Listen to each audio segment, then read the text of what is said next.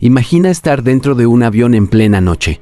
Afuera no se ve nada, solo oscuridad y una tormenta creciendo frente a la cabina. El avión vuela a más de 10.000 metros de altura. Todo parece bajo control. El piloto automático mantiene el avión estable, pero de pronto una alarma suena. Durante los últimos minutos, una advertencia se repite una y otra vez, una palabra que ningún piloto quiere escuchar. Stall. Pérdida. La alarma sonó decenas de veces, pero dentro de la cabina nadie logró entender completamente lo que estaba pasando. 3 minutos después, el vuelo Air France 447 desapareció del radar.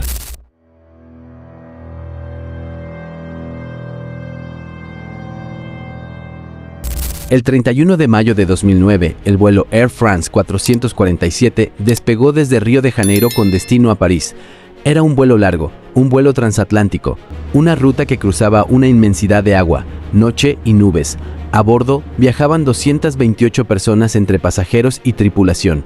Para muchos, era solo el regreso a casa, otros iban por trabajo y otros por vacaciones. El avión era un Airbus A330, una aeronave moderna, un avión diseñado para volar grandes distancias, con sistemas automáticos, computadoras, sensores, protecciones, pantallas avanzadas, todo lo que se espera de un avión comercial de alto nivel. Por eso, al principio, nadie tenía razones para imaginar una tragedia. El vuelo avanzaba como estaba previsto. La cabina estaba tranquila, los pasajeros descansaban, el avión cruzaba el Atlántico. Pero más adelante, sobre una zona de tormentas tropicales, algo comenzó a cambiar. Una serie de pequeños problemas iba a crear una cadena mortal, y lo más aterrador es que todo empezó con algo aparentemente simple. Los sensores de velocidad dejaron de dar información confiable. Esa noche el avión se acercó a una zona de tormentas. En los vuelos largos, esto no es raro. Los pilotos saben que deben revisar el radar meteorológico, ajustar la ruta cuando es necesario y atravesar zonas de mal tiempo con precaución. Pero en el Atlántico, de noche, la situación puede volverse mucho más difícil. No hay referencias visuales, no hay horizonte claro, solo pantallas, instrumentos y radar. Y también plena confianza en los sistemas. El AF447 entró en una zona de nubes altas y turbulencia. Afuera, el avión estaba rodeado por humedad, hielo y oscuridad. En esas condiciones, los pequeños tubos que miden la presión del aire y ayudan a calcular la velocidad pueden verse afectados si se obstruyen por cristales de hielo. Y eso fue lo que la investigación consideró como uno de los puntos iniciales de la tragedia. Los datos de velocidad comenzaron a volverse inconsistentes.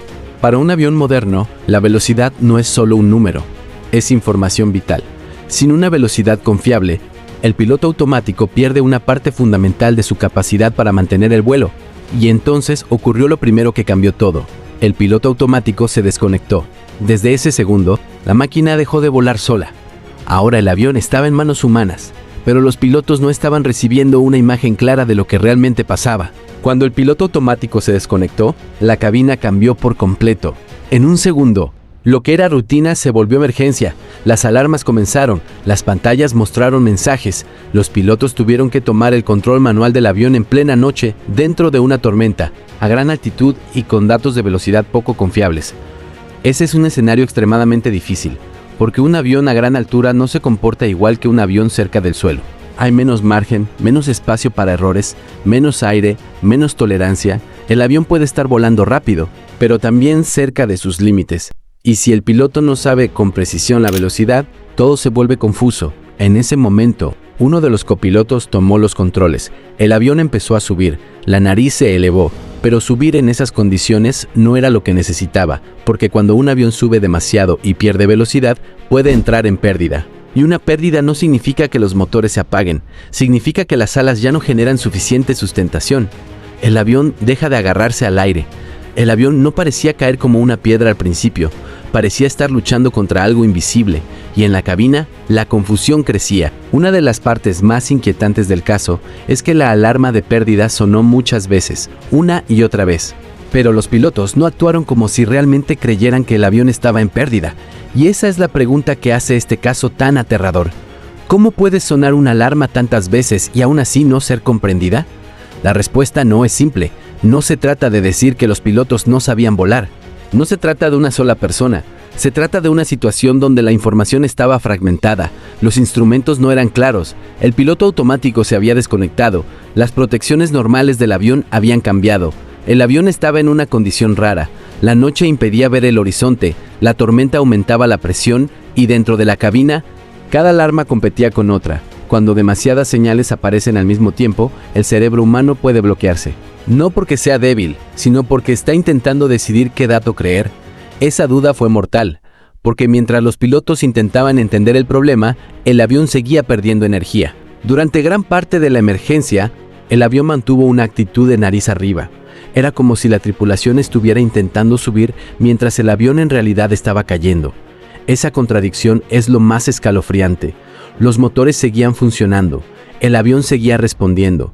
No era una máquina completamente destruida, no era un avión sin alas, no era una explosión, era un avión entero, con motores activos descendiendo hacia el océano porque había perdido sustentación.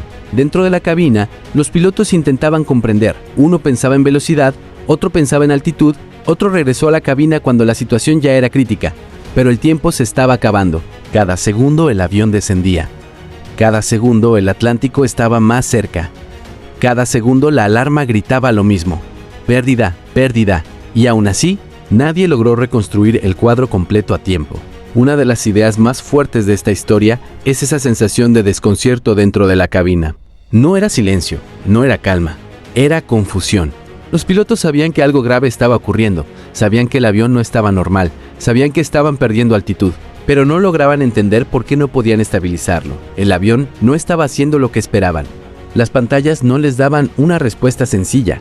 Las alarmas no se traducían en una acción clara dentro de sus mentes. Y en aviación, hay momentos donde 3 minutos pueden ser una eternidad o pueden no ser nada. Aquí fueron ambas cosas. Fueron suficientes para que el avión pasara de vuelo de crucero a tragedia, pero no fueron suficientes para que la tripulación saliera de la trampa mental en la que había caído. La cabina estaba atrapada en una pregunta: ¿qué está pasando? Pero la respuesta estaba frente a ellos. El avión estaba en pérdida, y cuando finalmente empezó a ser evidente, ya estaban demasiado bajos. El Atlántico no perdona. A esa velocidad, a esa altura, no había margen.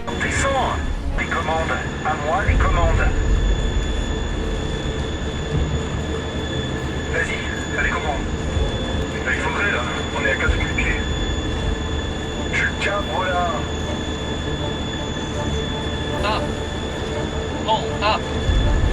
Sink rate. Pull up. Allez, tire. Pull up. Allez, on tire. On tire, on tire, Pull on tire. Pull up. On va taper. Pull up. Mais c'est pas vrai. Pull up. A las 2:14, el vuelo Apollo 477 impactó contra el Atlántico. No hubo sobrevivientes. Las 228 personas a bordo perdieron la vida. Durante horas, el mundo ni siquiera sabía exactamente qué había ocurrido. El avión simplemente había desaparecido. La búsqueda del AF447 fue una de las más complejas de la aviación moderna. Durante casi 2 años, los investigadores intentaron encontrar los restos principales y las grabadoras de vuelo. No era solo encontrar metal, era encontrar memoria. Las cajas negras podían contar la verdad, podían revelar los datos del avión. Finalmente, en 2011, los restos principales fueron localizados en el fondo del océano. Las grabadoras fueron recuperadas y entonces, la historia que estaba oculta bajo el agua comenzó a salir a la luz. Lo que revelaron no fue una explosión, no fue un ataque, fue algo más inquietante. Una cadena de eventos técnicos, humanos y psicológicos que llevó a un avión moderno a caer mientras todavía podía volar. Cuando los investigadores analizaron las grabadoras, pudieron reconstruir los últimos minutos. El inicio fue la pérdida temporal de información confiable de velocidad. Luego vino la desconexión del piloto automático. Después, el avión pasó a un modo de control diferente. Luego empezó una reacción manual que aumentó la nariz del avión. La velocidad cayó. Hay algo profundamente aterrador en esta historia. Los pilotos estaban cayendo, pero durante parte de la emergencia no parecían comprender completamente que el avión estaba en pérdida.